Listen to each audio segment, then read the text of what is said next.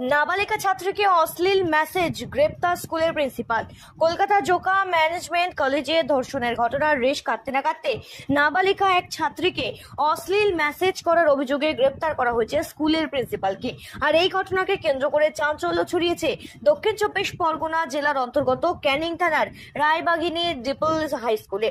স্থানীয় এবং পুলিশ সূত্রে খবর, ক্যানিং রায়বাগিনী এলাকায় ডিপল হাই স্কুলটি খ্রিস্টান মিশনারি স্কুল হিসেবেই পরিচিত এবং এই স্কুলের প্রিন্সিপাল লক্সন লিমা ওই স্কুলের একজন নাবালিকা ছাত্রীর হোয়াটসঅ্যাপে মেসেজ পাঠায়। এরপরই সেই ছাত্রীর কাছে পাঠানো মেসেজ দেখে ক্ষোভে ফেটে পড়েন ছাত্রীর পরিবার। এরপরই ছাত্রীর পরিবারের লোকজন স্কুলে এসে প্রতিবাদ জানায়। স্কুলে ছুটে আসে ক্যানিং থানার পুলিশ, স্কুল থেকে প্রিন্সিপালকে আটক করেছে। তবে এই বিষয় ইতিমধ্যে সাংবাদিকদের মুখোমুখি হয়ে নিজের দোষ স্বীকার করে নিয়েছেন স্কুলের প্রিন্সিপাল। ছাত্রীর অভিভাবক তিনি জানান যে গত 1 বছর ধরে আমার মেয়েকে যৌন হেনস্থা করে আসছে প্রিন্সিপাল। বোর্ডের পরীক্ষা থাকার কারণে আমি মুখ খুলতে পারিনি। আমাদের কাছে সম্পূর্ণ প্রমাণ রয়েছে। আর এই ঘটনায় কার্যত ফুঁসছে এলাকার মানুষজনেরা। শিক্ষক হয়ে কিভাবে ছাত্রকে অশ্লীল মেসেজ করতে পারে, শিক্ষাঙ্গনের পরিবেশ ধীরে ধীরে যে কোথায় চলে যাচ্ছে সেই নিয়েও কিন্তু একটা উঠছে বড় প্রশ্ন।